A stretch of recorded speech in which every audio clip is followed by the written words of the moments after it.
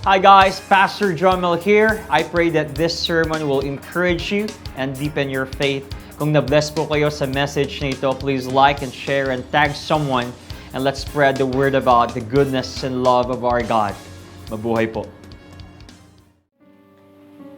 I'm so excited to preach the word of God for today. And some of you here, you enjoyed this week because we celebrated Love Month. Amen? Sino dito nag-enjoy because we celebrated Love Month? And the good thing about this week is that we're able to love other people. Sino dito nakaramdam ng pagmamahal mula sa Panginoon? At mula sa Panginoon, sa inyong asawa, sa inyong katabi, sa inyong kaibigan. You know, when we are in Hong Kong, I was thinking, Lord, ano kayang ipipreach ko sa third week? Of course, we have our abstract ng series. And we talked about loving the Lord and loving other people, and we really appreciated that. The first series that we had in this year is first thing. And we have to choose the good portion, which is loving the Lord and praying.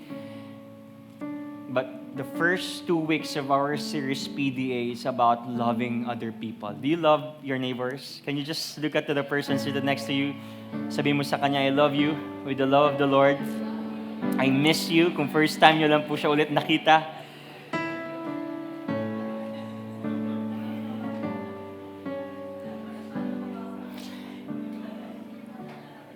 And before I begin preaching the Word of God today and tell you the message title, I want to ask you this question, and this would be an eye-opener sa bawat isa po sa atin.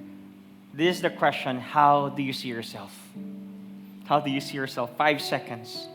How do you see yourself? You know, I ask you that question because somehow we are confused. Minsan tayo po ay nalilito kung sino ba talaga tayo at hindi natin alam kung sino tayo, kaya minsan humahanap tayo ng pag-ibig sa labas. You know, I just figured out, based on research, self-hatred is probably the greatest single problem in human society regardless of culture. I ask you this question kasi most of you here, maybe you hated yourself or you hate yourself, kaya kinukuha natin yung pagmamahal sa ibang tao. We celebrated Love Month this week, and we're hearing those posts and we're seeing those people who are giving chocolates and bears and flowers. Those are good stuff. What if wala na yung mga bagay na yun? Do you still love yourself?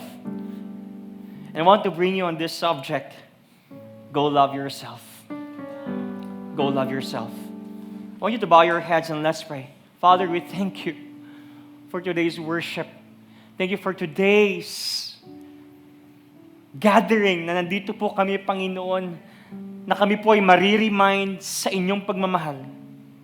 That we will be reminded of your love, to love you, to love other people, and to love ourselves. And this love ay hindi po yung love na iniisip namin na maging selfish or maging conceited or maging arrogant. This is another way of loving ourselves, a healthy self-love, Lord. So that we will never find our identity with other people. And Lord, in this preaching, yung mga sasabihin niyo po sa amin ngayon ay tumimo po sa amin at magkaroon po, Panginoon, ng illumination, Lord, revelation, realization, transformation that will lead us to application. Salamat po for this time. In Jesus' name we pray. Amen and amen. Before you sit down, pwede bang umapir ka sa limang katabi mo, sabi mo sa kanya, love yourself, love yourself. Go love yourself. We're not that yet, but I want you to tell that to your sitmates, love yourself.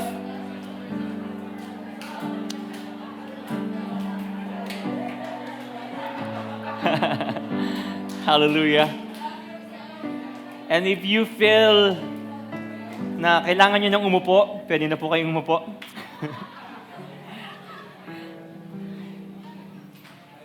Feelings are really unpredictable. Go love yourself. Not the self-love, Alam niyo po sa atin dito, nahihirapan tayong magmahal ng kapwa natin kasi hindi natin gusto yung sarili natin. Nahihirapan po tayong magmahal ng kapwa natin kasi hindi natin alam mahalin yung sarili natin. And I want to preach this message, hindi po para mas maging mayabang tayo, hindi po para mas maging self-conceited or mas maging narcissistic tayo, but I want you to know that loving yourself is very important. Kung titignan natin ang Bible, pansinin po natin ito, Matthew chapter 22, verse 37 to 39, sabi po dito, "You shall love the Lord your God with all your heart and with all your soul and with all your mind. And the second is like it, you shall love your neighbor as yourself." We've been preaching this. Okay, love natin si Lord. We give our all to God. That's good. And of course, after receiving that love and knowing and understanding and comprehending that love from the Lord, okay, Lord, I have the power to love other people. These two things are inseparable. Hindi sila pwedeng paghiwalayin. Okay, if I love God, I should love other people. Maganda po dito sa binasa natin, God created us not only to receive His love, but also to give love back to Him as well para sa ibang tao. But if you're going to ask me, Pastor, nasan ako dito sa verses na to? Because some people said, hindi ako pwede magmahal ng hindi ko naiintindihan ng pagmamahal. I cannot give what I don't have. But, Pastor, nasan ako dito sa part na to? Hindi ba pwedeng, dapat mahal ko rin yung sarili ko? No, meron ka dito. Sabi dito, you shall. Sabi niyo, you shall. That's us. That's you. You shall love the Lord your God with all your heart, with all your soul, and with all your mind. As you love the Lord and you give your all to God, you're actually loving yourself. Because when you understand God's heart, when you understand God's love, when you understand God's grace, therefore, lumalawak yung perspective natin sa pagmamahal sa ibang tao. And it says here, you shall love your neighbor as yourself. Kung ano yung pagmamahal na meron tayo sa sarili natin, yun ang bibigay natin sa ibang tao. I'm telling you this because even as Christians, alam niyo po, for the longest period of time, as Christians, we have this thing called inferiority complex. Alam niyo po kung bakit? We have a wrong definition of humility. We have a wrong definition of humility. We try to put ourselves down. We have negative thoughts to the extent na dinideny natin yung gifts natin, dinideny po natin yung ating mga talents, dinideny po natin yung ating mga abilities. Basta ako, may humility ako, hindi ako magaling, hindi ako mabait, basta ako tahimik lang ako. By the way, magkaibang being shy and being quiet. Just because you are quiet doesn't mean you are humble. Just because you are shy doesn't mean you are humble. But sometimes we have this inferiority complex kasi po we have a wrong mindset of humility. We try to belittle ourselves. Sasabihin sa'yo, hey, Jad, ang galing mo mag-drum, hindi po ako magaling. You deny your gifts, Jordis. You deny your gifts, Danny. Sinasabi sa'yo na, oy, ang galing mo naman kumanta, ang galing mo mag-exhort. Hindi po, ano po yun, si Lord po yun. Okay, pinag-exhort mo pa si Lord. No, ikaw yun. God gave you the ability to exhort. And we have this wrong mindset of humility that when you love yourself, you have pride. You heard that. When you love yourself, you are narcissistic. When you love yourself, you are arrogant. When you love yourself, you're conceited. No, when you love yourself, you're humble because you're trying to love yourself para ibigay at maintindihan yung pagmamahal ng Panginoon at ibigay sa iba. Can you imagine this? Hating yourself? The reason you're hating your neighbors is because you hate yourself. You don't even like yourself. But this is humility. Humility is believing and accepting what God says about us, that we are valuable and not worthless. That's humility. Ang sabi ng Panginoon sa iyo, you are valuable, you are loved, you are created in my own image and likeness. And we have to accept that. Alam niyo po, sinabi ng Panginoon, God did not say, put yourself down. Ang sabi ng Panginoon, choose to be humble. Magkaiba yon. Magkaiba po yung sinasabi natin, ako, wala akong kwenta. That's not humility. Because God says, you are valuable and you are cherished and you are loved. Humility is not thinking less of yourself, but thinking of yourself less. Alam niyo po, dahil mahal mo ang sarili mo, meron kang pwedeng ibigay sa kapwa mo. At dahil alam mo yung pagmamahal ni Lord sa sarili mo, therefore, mas iisipin mong ibang tao. Humility is not about you're belittling yourself. Okay, hindi ako magaling, wala akong kwenta. That's not humility, April. Humility is about thinking of others more than yourself. That's humility. Pero maganda dito, na sinabi ng Panginoon, you're worthy, you're loved, you're cherished. Alam niyo po, ang basis ng worthiness natin ay hindi nakasalalay sa kung anong meron tayo, kundi sa paano tayo tignan at tinanggap ng Panginoon. So you develop a healthy self-love because you know you're accepted by God regardless of your appearances and flaws. And today, I want to preach this message. I want to preach the ABC in developing a healthy self-love. At the end of this preaching, I hope and I pray na sana po ay magbago ang ating perspective. Some of you here, I don't need to ask you. Hindi ko kailangan tanungin ng bawat isa dito, but somehow you don't like yourself. And you blame yourself and you blame God. Lord, bakit ganito ang appearance ko? Bakit hindi ako petit? Bakit hindi ako maputi? Lord, bakit hindi ako morena? Lord, bakit hindi ako chubby? Ang dami mong gusto mangyari sa sarili mo at sinisisi mo ang Panginoon at sinisisi mo ang sarili mo. But right now, I want to preach the ABC in developing a healthy self-love. Are you ready? First one, letter A, is you're accepted by God. You know, this is so basic. But this word is one of the commodities of our era. Pag sinabi natin acceptance, pag sinabi natin you're validated, you're wanted, you're accepted, that's it. Some of you here, ayaw nyong, remember yung mga estudyante at yung mga college dito, ang pinakaayaw nyo mangyari sa thesis ninyo ay ma-reject yung thesis title ninyo. During your proposal. Pinagpuyatan ko to, sir, 1 week. Ang tagal kong inisip itong proposal na to, tapos re-reject mo lang at guguhitan mo lang, gaganon-ganon mo lang, masakit. At sa mga mag-aasawa na one of the painful things na pwede mangyari sa inyo is when your girlfriend rejected your wedding proposal. Masakit yun, Kuya Bren. The moment na nag-propose ka kay Ate Tin sa Bohol, I don't like it. You feel so rejected. At meron po ba tayong mga boomers dito? Mga nanonood, may mga boomers tayong mga nanonood dyan. Alam niyo po, ang pinakamasakit na mangyari sa inyo is hindi kayo pasahan ng points sa Candy Crush. At yung ma-scene zone kayo ng mga anak ninyo at mga pamangkin ninyo. At yung laitin yung fashionista ninyong post sa Facebook na meron kang scarf. Ang baduy ni tita.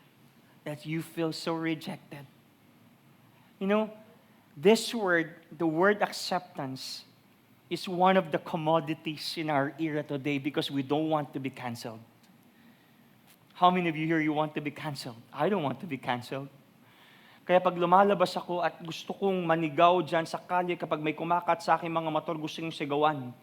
Pero hindi ko ginagawa, baka kasi mabidyuhan ako, ay si pastor naninigaw. Di ba yan yung preacher sa Bethany? Ang lakas ng amen ko sa kanya, pero naninigaw. But I want you to know this,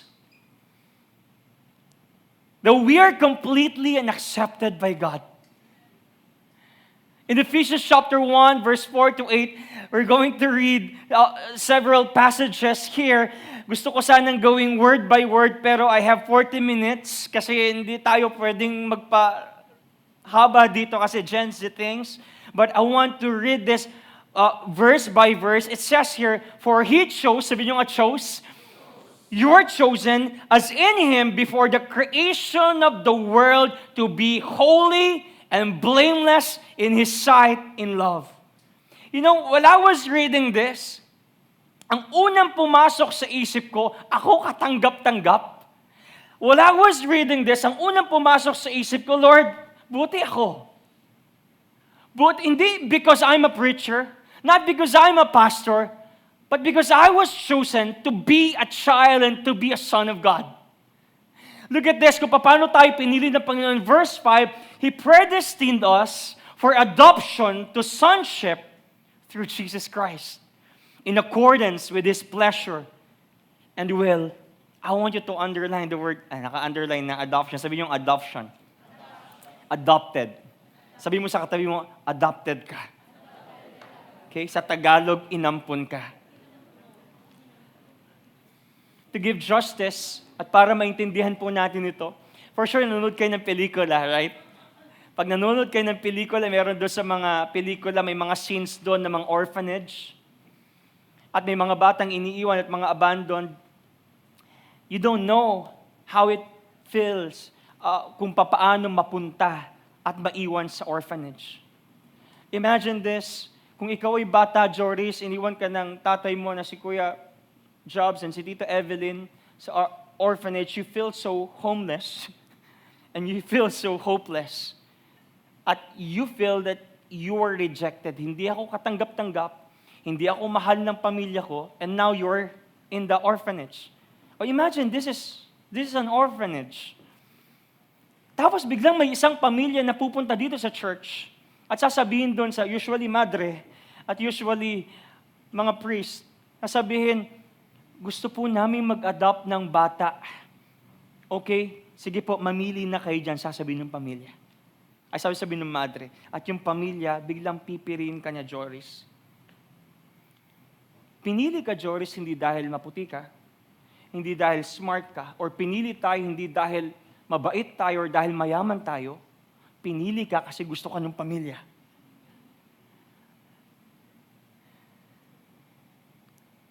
Pinili tayo not because we're performing, kundi pinili tayo dahil gusto tayo nung namili sa atin. At pag sinabing adopted, ibig sabihin po nito legal. At pag sinabi nating legal, dadaan sa matinding proseso, kailangan ng papel, dadaan sa judge, dadaan sa korte, para kung ikaw ay apelyido ng nag-ampon sa iyo ay Gomez, magiging Gomez ka din. So dadaan sa legal na proseso. Imagine that. Kung gaano katagal yung proseso, Joris. But here's the thing. Once you're already adopted, it was legalized. What are the benefits? Dati wala kang pamilya, pero ngayon meron na. Dati wala kang tahanan, pero ngayon meron na. Dati hindi ka kamahal-mahal dahil walang pumipili sa'yo, pero ngayon merong pumili sa'yo dahil minahal ka ng isang pamilya. At ganun din sa atin ang Panginoon. We are chosen not because we are lovable. We are chosen because God wanted to. In verse 6, to the praise of His glorious grace, He has freely given us in the one He loves. I want you to underline that, has freely given us. So yung nagsulat po dito na si Paul, ang nire-refer niya dito ay hindi yung past. Ang nire-refer ni Paul dito ay yung present. Sabi dito, has freely given. Ibig sabihin, has been done in the past, but has continuing effect in the present. Bakit si Paul ang nire-refer niya ay yung present? Dahil yung past mo ay hindi katanggap-tanggap. Pero ngayon, dahil na-legalize ka na at adopted ka na ng Panginoon, you are now acceptable in the eyes of God. Because of our sin, God could not accept us. Then Jesus came to earth and died on the cross because of His mercy and His grace. And now, we are acceptable. Sabi mo sa katabi mo, acceptable ka. In verse 7, in Him, we have redemption through His blood, the forgiveness of sins, in accordance with the riches of God's grace. that word, redemption, is powerful. We are bought from slavery. Sino po dito naniwala na binili siya ng Panginoon mula sa pagiging alipin ng unrighteousness? Ibig sabihin ng redemption, you are bought. Pinawalang sala at tinubos ka dahil nakasangla ka kay Satan, dahil nagkasala ka. But right now, because of the blood of Jesus, you were bought and you were redeemed. That's why you are living in righteousness. And verse 8, my favorite verse, that He lavished. He lavished on us with all wisdom and understanding. Lavish means to overflow. Lavish means to exceed. Lavish means to have an abundance. That God's love in you is lavish. Sabi mo sa katabi mo, lavish, lavish. Ang love ni Lord. At sabi po dito, with all wisdom and understanding, ibig sabihin, sinadya at pinag-isipan. And to wrap these verses, I can conclude, look at this, if God has accepted us, we should be able to accept ourselves. And by the way, speaking of this, God is not concerned about outward appearances. Hindi nagmamatter kay Lord yan. Minsan po kasi ang basihan natin, dapat maganda ako, dapat may abs ako, dapat naka-braces ako kay Gomez Dental. May magandang dentista doon. Pangalan Kina. Punta kayo doon. Of course, sa isip ko, best doctor si Joshua. Pero sa puso ko, best doctor si si Kina. But, look at this. Minsan kasi nakabase ang ating value pagdating sa physical appearance, right? Hindi ako maputi.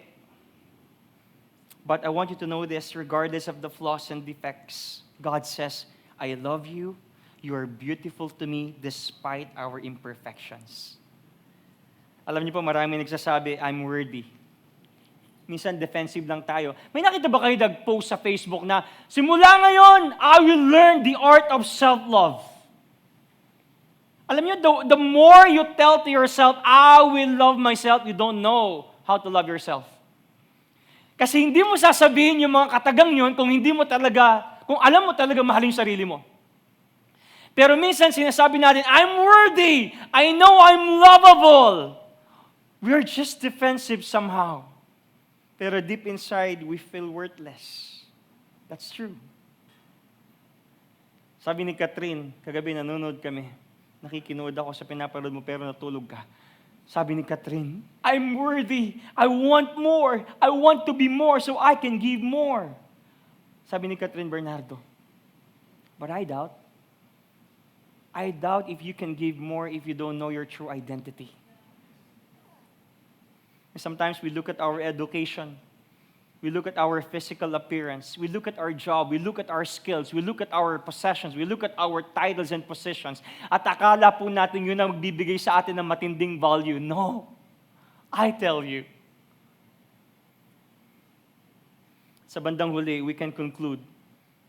And we conclude, we are not worth much.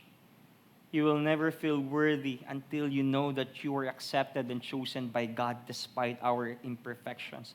Alam niyo po, sa mundo ngayon, ang daming criteria. Ang daming criteria. At ang mundo at ang Facebook at ang TikTok, they created a man-made criteria kung sino ang maganda, kung sino ang influencer, kung sino ang dapat pakinggan, kung sino ang dapat i-cancel. The world has full of criteria. Dapat ganito ka, dapat ganun ka, dapat may kotse ka, dapat whatever. At yun ang naging basihan kung worthy ka or hindi. Dahil naka-base sa physical, tangible things ang worthiness natin. Pero alam niyo po, ang totoong halaga ng isang bagay ay naka-base sa kung gaano tayo pinahalagaan ng Panginoon. I want to share this picture. I want you to see this picture. Alam niyo po ba ito? Nakita niyo na ba sa feed ito? Hindi ko alam kung anong trip nung gumawa dyan. Pero ako, kaya kong gawin yan. Kung anong mo ko ng tape ngayon natin at saka saging dito, gagawa ko 5. I can do that.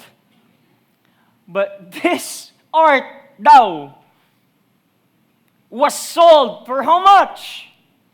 6.2 million US dollars. Nagulat kayo. Ako rin.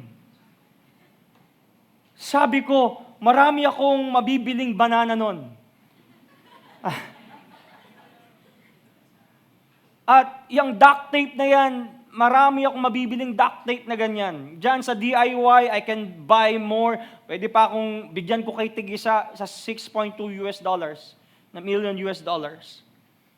But the question is this, paano naging mahal ito? Paano naging mahal?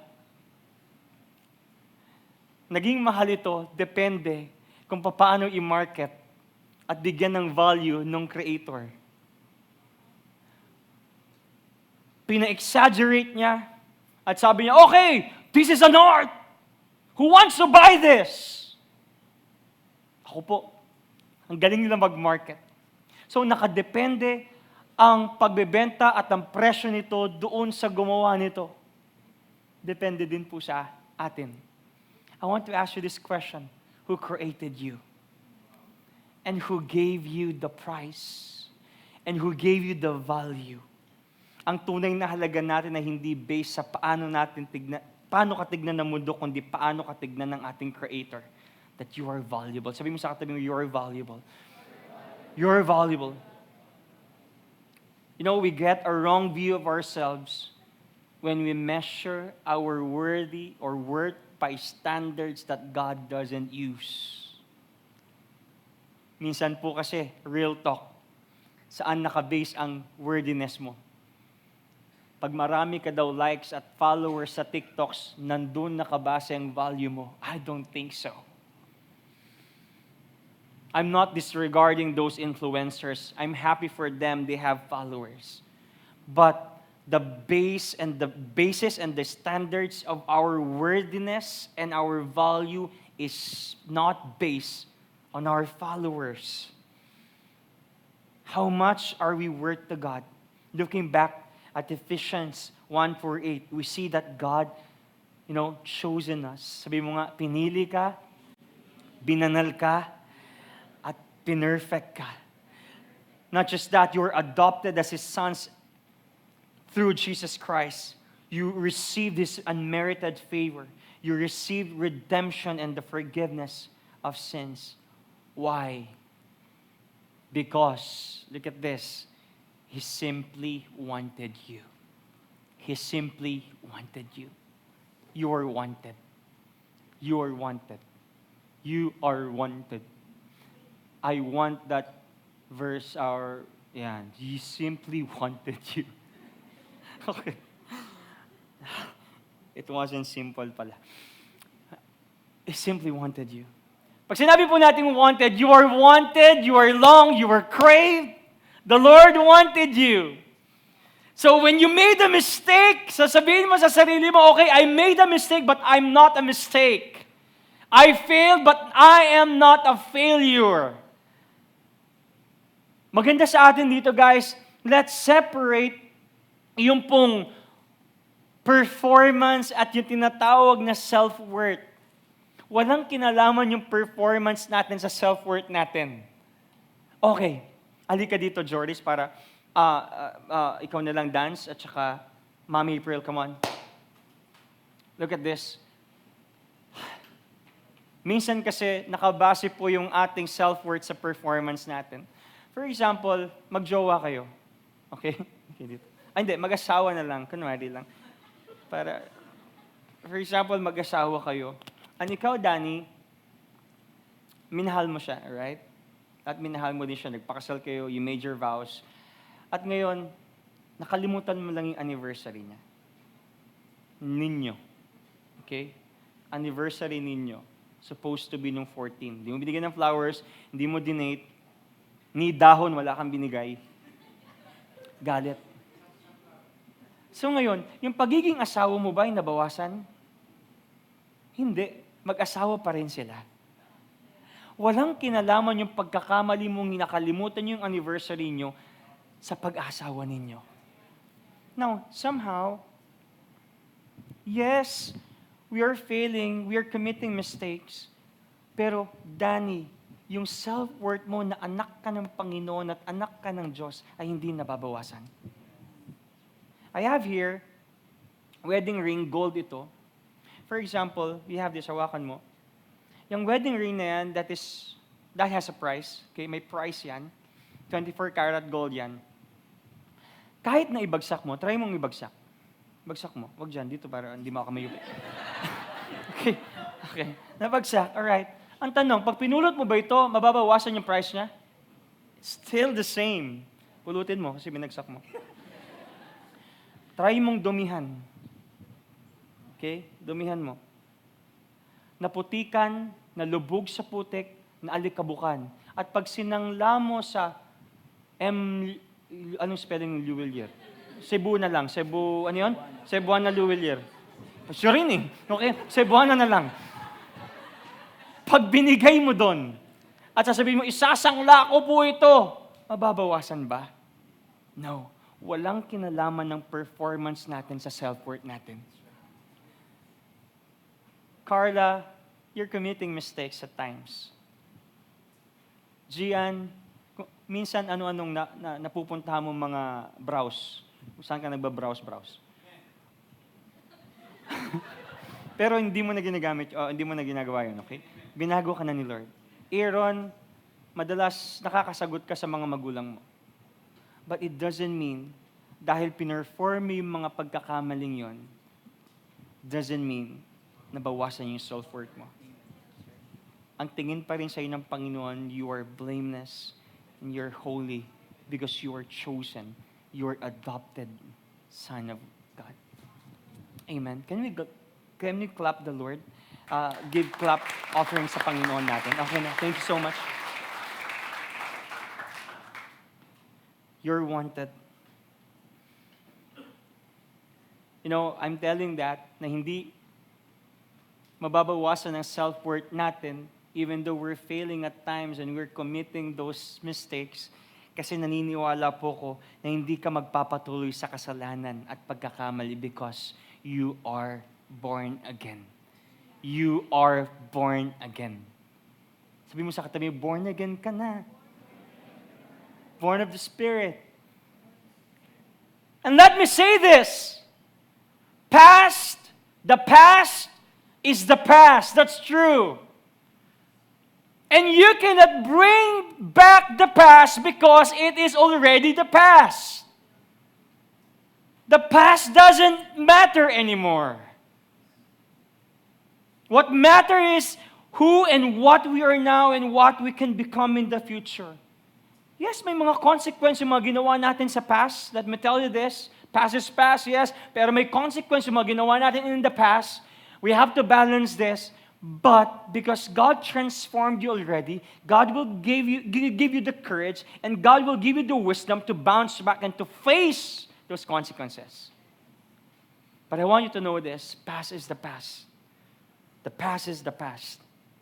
2 Corinthians 5:17. Therefore, if anyone is in Christ, the new creation has come. The old has gone. The new is here. Nung tinanggap po natin si Kristo, born again ka na. Because of what Jesus did on the cross. You are forgiven, you're washed, you're cleansed. You know, every time I read this, I always think of the metamorphosis. Alam niyo yung metamorphosis? Alam niyo ito, metamorphosis? Paano nagiging butterfly ang butterfly? Inaral ko to. Effort. 1 week kong inaral ito. Okay? Ang butterfly pala, nagsisimula yan sa egg. At yung egg na yan, okay, metamorphosis. Ibig sabihin ng metamorphosis is yung evolution niya. And pagkatapos maging egg, magiging larva or magiging uod. Alam niyo yung uod, yung sabi nila samprid, di ba? Alam niyo yung samprid? Yung caterpillar. Ilocano. Tapos after niya maging larva, magiging siyang pupa or yung tinatawag na chrysalis. na maproprotect siya ng cocoon. Alam niyo, parang sa gagamba, yung binubuksan niyo pag tumataya ka sa wedding, uy, may number, ito tataya ko. Parang ganon. And then after some time, magiging butterfly na siya. Paro-parong bukid. Tapos pag dumapo sa inyo, uy, nandiyan si Lolo.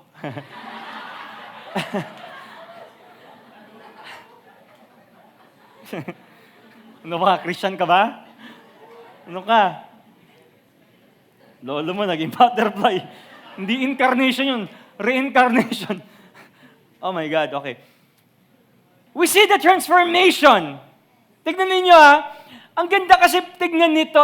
Simula nung naging egg, tapos naging larva, naging pupa, tapos naging butterfly, there was a transformation. At yung transformation nito, yung character development, hindi pa urong. Paganda ng paganda at palago ng palago. Same as Christians. Nung tinanggap natin si Lord at the born again tayo, palago tayo ng palago. Amen? May nakita na ba kayong butterfly tapos naging uod ulit? Or dati ka born again ka tapos naging unborn again ulit? I don't know. Walang ganon. Kasi naniniwala ako kapag na kay Kristo ka na, palago ka ng palago, paganda ka ng paganda, patalino ka ng patalino, pabait ka ng pabait, at pasipag ka ng pasipag sa pagsiserve kay Lord. That is transformation. At alam niyo pong anong ibig sabihin nitong verse na to? It means we can forget all the negative. We can forget all the bad experiences and hope-destroying things na sinasabi sa iyo ng tao at ng mundo. Ang galing magpangalan ng mundo eh. Ang tawag sa iyo dati, baka madulas ako. Ang tawag sa iyo dati pangit. Ang tawag sa iyo dati Batman, di ba?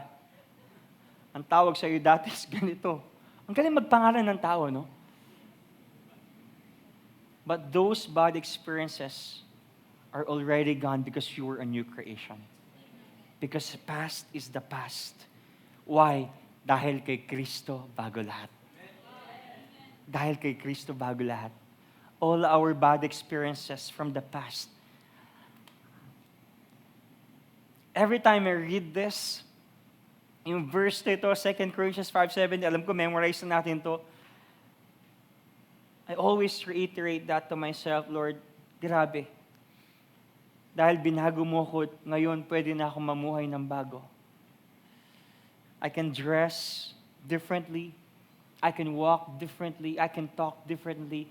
And I can respond differently because I am a new creation. Sabi mo sa katabi mo, bagong nilalang ka na. And speaking of kay Kristo bago lahat, 5 days kami sa Hong Kong and Macau. Kinikwento ko to kahapon sa ministry service. At saksi ang aking asawa dito. Feeling ko talaga, binago na ako ni Lord, Kate. Binago na ako ni Lord. Kasi nung nandun kami sa Hong Kong at saka nasa Macau kami, ang susungit ng mga tao. Sisigawan ka.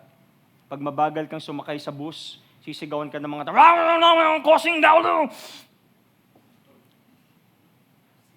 And I feel, kung may appendicitis ka, huwag ka pupunta ng Hong Kong or Macau. Kasi sisigawan mo rin sila. But you know, one of the things I really appreciate sa ginawa sa akin ng Panginoon is, I just stripped my position as a pastor. I feel like I'm nobody there. Hindi ko ibig sabihin na tinatanggal ko yung pagiging Kristiyano ko at pagiging anak ko ng Panginoon, kundi, okay, tinanggal ko kung sino ako dito. Kasi minsan may kaisipan tayo, teacher ako, pastor ako, principal ako, doktor ako, bakit mo ako sino? Wala kang karapatan. Alam nyo, may times na gusto ko nang sigawan eh. Gusto kong suntukin eh. But you know, I just realized, binago na ang Panginoon. At baka mabidyo ako. That's what we call callback. Alright? Kay Kristo bago lahat. Sabi mo sa katabi, bago ka na. Hindi ka na chismosa. Okay? Hindi ka na babaero. Hindi ka na sugarol. Hindi ka na lasinggero. Konti na lang, drink moderately. Sabi doon sa ano.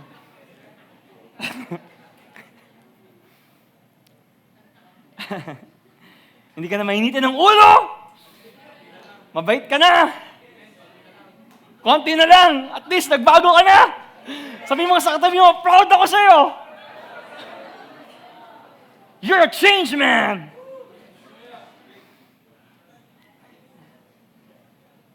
Alam nyo, sa psychology, singit ko lang, malaking factor yung paano mo tignan yung sarili mo. How we see ourselves shapes how we respond to life. Kung paano mo tignan ang sarili mo, kapag tinignan mo yung sarili mo, hindi ka kamahal-mahal, yun ang mangyayari sa'yo. Hindi ka talaga kamahal-mahal. Bakit? You will always deflect and you will always reject yung pagmamahal ng ibang tao sa'yo. You will tell to yourself, if you feel that you are unlovable, then you will be unlovable. May mindset agad na hindi ako kamahal-mahal. Alright, sige, hindi ka kamahal-mahal kasi you reject and you deflect those love. Kaya kapag sinabihan ka ng mahal kita, maganda ka, you reject. Minsan, ang weird, no? Pag sinabihan mong ang gwapo, ang ganda, woo, fuladas ka naman. Fuladas ka naman. Halika nga dito, pangit ka. Ang sakit mo magsalita. Ano ba talaga? When you're being appreciated and commended, accept it. Praise God, someone appreciated you.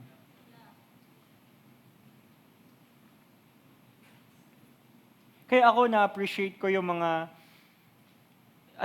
nung nasa Hong Kong kami, grabe, ang laki ng realizations ko. Yung mga nagpapasalubong sa'yo, na-appreciate ko sila.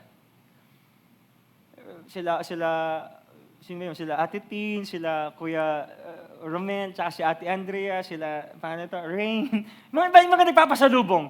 Kasi pag nagpapasalubong ka, una, naalala ka nila. I appreciate that. Pangalawa, hindi ka lang nila naalala, gumastos sila. Pangatlo, ma-appreciate nyo to. Binitbit nila all the way from Hong Kong to airport hanggang sa church, yung napakalaki-laking pasalubong para mabigay lang sa'yo. That's why I really appreciate those people who give pasalubongs. Kasi naalala ka nila. Last time, ang daming pasalubong ng mga grabe, ganun pala yun. So pag ino-honor tayo at kino-comment tayo at minamahal tayo, receive those love. Bro, thank you so much for your love. Sometimes hindi ma-express ng ibang love sa'yo kasi you deflect it. Sige nga, sabi mo sa katabi mo, I love you.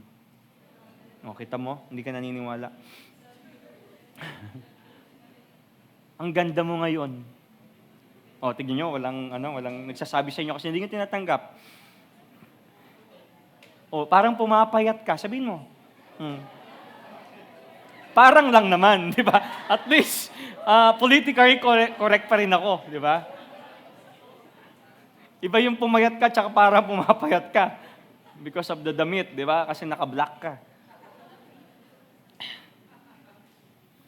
Kaysa naman, parang sumasama yung ugali mo ngayon. Mas pangit yun, di ba? Guys, if you base your self-worth on your feelings, you will struggle. Because feelings are always changing. Kapag feeling mo, mabait ako ngayon, mabait ka. Pag feeling mo, supladita ka kasi may PMS ka, supladita ka. Feelings change. Feelings are unpredictable. Ngayon, maganda anchored ang ating self-image sa hindi nagbabago. Kanino? Kay Kristo. When you are anchored yung self-image mo sa Panginoon, you will always feel worthy. Remember this, His opinion of me is the only opinion that matters.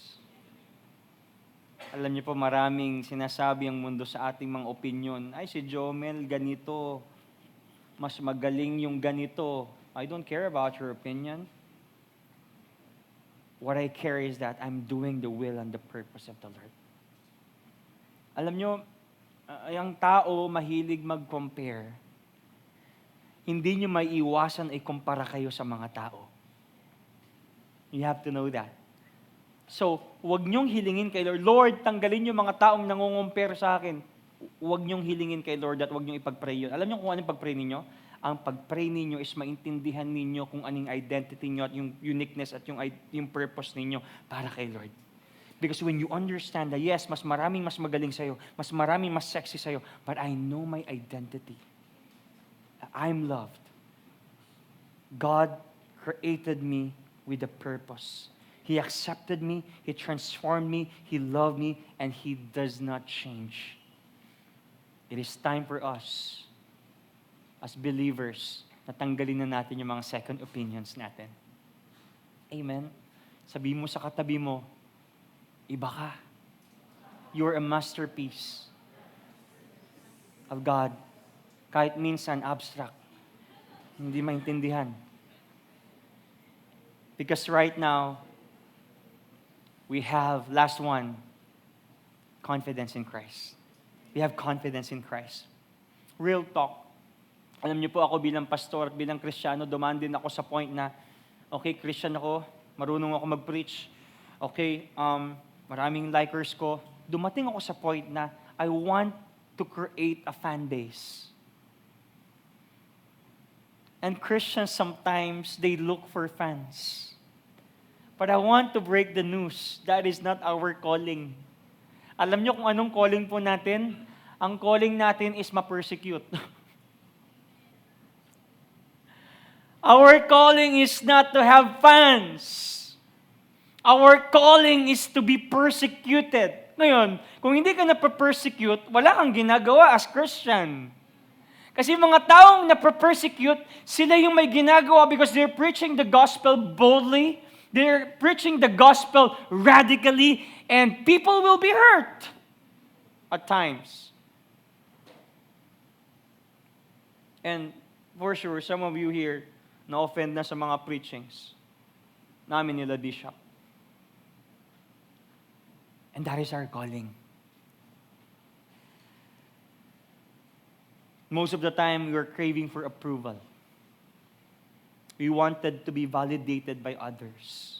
Kaya pag nag-post kayo ng pictures ninyo at mga social media platforms, pag nag-post kayo ng mga TikTok ninyo, huwag ninyong asahan na you will be liked. I tell you, that won't happen. At minsan, that leads to self-rejection. Kasi disapprove ka ng ibang tao. Ngayon, kanino ka magpapa-approve? Ayaw ka nga ng tao sa sarili mo. Going back to our title, Go Love Yourself. Hindi mo nga mahal yung sarili mo, tapos ngayon, magpapa-approve ka sa ibang tao.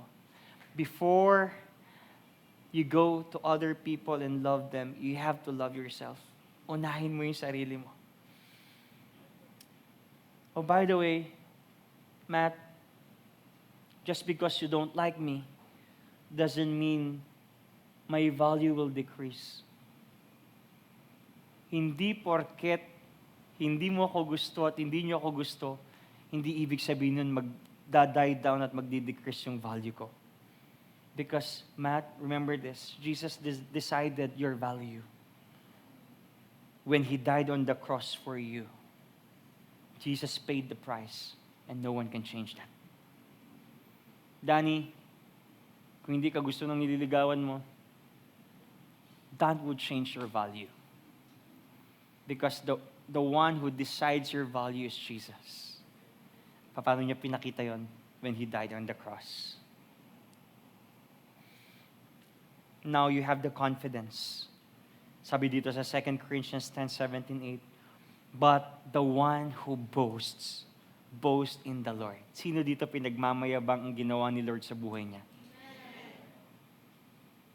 You know, this week, grabe yung mga realizations ko habang naglalakad kami sa mga kasino. Kasi nilibot namin yung mga kasino. Ilang kasino, hopping kami ng kasino. Habang naglalakad kami sa kasino, kasi sa unang pinunta namin kasino, naki-milk tea ako, libre yung mga pagkain dun eh. Milk tea ako.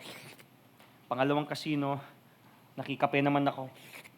Tapos sa MGM Grand, doon kami nag-enjoy. Lahat ng area at mga carts doon, kinuha na namin ng tinapay at saka ng pearl milk tea. Busog na busog kami, hindi na kami nag-lunch. Hindi na kami nag-dinner. Pero habang naglalakad kami, okay, this is my realization. Kung hindi kaya ako binago ni Lord, nasan kaya ako? I condemned myself in a good way. Siguro? Ang dami kong siguro. But I really thank God. He changed me. He changed my heart. I was born again. Siguro, nasa Manila pa rin ako, hindi ko pa rin alam ang purpose ko. Pasikat, whatever, kung ano-anong ginagawa ko, ang dami. So, after we went sa casino at pag-uwi natin, I thank the Lord, Lord, thank you. I think meron na akong ipipreach. So I'm boasting yung ginawa ng Panginoon sa buhay ko. I'm not boasting doon sa testimony ko na ginawa ko ito, but I'm boasting what God has done in my life. Sabi sa verse 18, for it is not the one who commends himself who is approved, but the one whom the Lord commends. Pag sinabi po natin to commend means to speak highly of His people. And I want you to know this. Si Lord proud sa iyo at kino-commend ka. So you don't have to be approved by other people because you're already approved by God. God has already commended us, the King of Kings.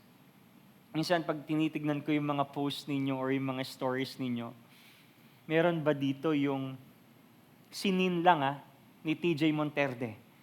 Okay, sinin lang ni Catherine Bernardo. Oy, sinin yung post ko. Tapos ipopost mo. Proud na proud ka. As if like kilala ka niya. As if like may magbabago kapag nakita niya yung post mo. But the one who commends you and the one who sees you is the King of Kings. Our Creator. So kapag alam natin yung ginawa ng Panginoon sa buhay natin, ikaw dapat ang pinakamayabang para sa Panginoon. Tell to the person seated next to you, iyabang mo yung ginawa ni Lord sa'yo. Come on. God has already commended us, the King of Kings. And I invite everyone to please rise. Hallelujah. Before we end the service and this message, maybe some of you here na-bless kayo at na-remind po kayo sa inyong identity. Paano mahalin ang inyong sarili. Pero minsan, Pastor, Kuya, hindi ko talaga maisip kung paano ako minahal ng Panginoon. Or parang lagi ko naisip na hindi talaga ako kamahal-mahal. Stop talking to yourself negatively. And right now, I want you to repeat after me. Lalabas dyan sa screen. And I want you to savor it. Every line. Every phrase. Kung sino ka sa Panginoon. Can we just do this for a minute or two? Solid. Namnamin natin. This is who you are in Christ. And this is who you are now. Are you ready? Pwede bang hawakan mo yung katabi mo? Kapag na-bless ka, pisilin mo siya. Kapag binago ni Lord yung puso mo, pisilin mo siya. Alright? Are you ready for this? Ready? Tell to yourself. Says here,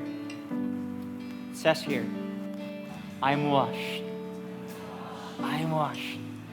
I'm forgiven. I am whole. I'm healed. I'm cleansed. I'm glory bound. I am only a sojourner on the earth. I am on my way to perfection.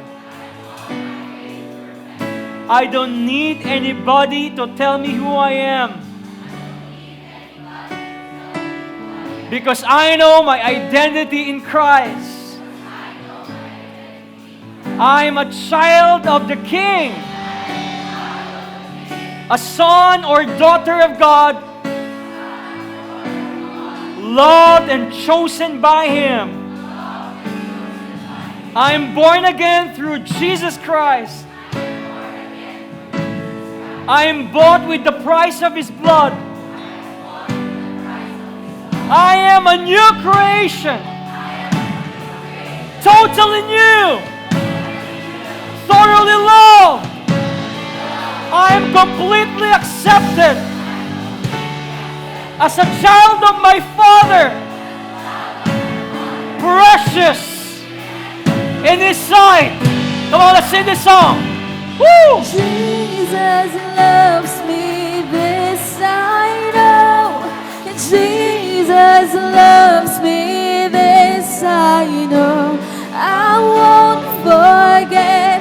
The Bible says that He loves me so. Jesus loves me, this I know. Jesus loves me, this I know. I won't forget. The Bible says that He loves me so. Jesus loves me, this I know. Jesus loves me, this I know. I won't forget. The Bible says that He loves me so. Yes, Jesus loves me, and His love overtakes me, I know. Yes, Jesus loves me, and His love overtakes me, I know. Oh, yes, Jesus loves me, and His love overtakes me, I know. Oh, yes, Jesus loves me. Oh, He loves me so. Oh, He loves me so. Oh, He loves me so. Can we just clap our hands to God?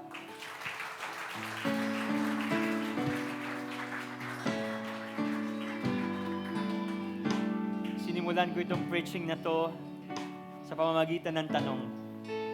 And I want to end this preaching right now by asking you again.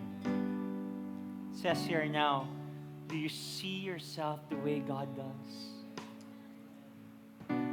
Because the greatest PDA is kapag nakita mo ang sarili mong kamahal-mahal dahil sa ginawa ni Kristo sa iyo. That you are loved. So self-pity is not available right now. Because you're loved, you are accepted, and you know the ABC. You are accepted by God. You are born again, and you have the confidence in Christ. Hallelujah! Lift up your hands. Let me close this in prayer. Lift up your hands. Oh Lord, thank you for reminding us again that you love us. Salamat po, Panginoon, dahil naintindihan po namin yung pagmamahal niyo po sa amin. That we are loved, we're accepted, and now we're born again. And Lord, we have confidence in Christ. So ngayon, alam namin na kami ay mahal niyo. So we will love ourselves too. And by that, we can love our neighbors as ourselves. Salamat po for this time of worship. At sa aming paglabas, patuloy po namin maintindihan ang inyong pagmamahal na kami po ay pinatawad, kami po ay binanal, kami po ay nalinis, at kami po ay anak ng Panginoon dahil sa ginawa ni Kristo. Salamat, bless niyo po ang aming pamilya, trabaho, edukasyon, ang aming tahanan, at bawat individual, they will experience the love of the Father through Jesus Christ by the power of the Holy Spirit. This is our prayer.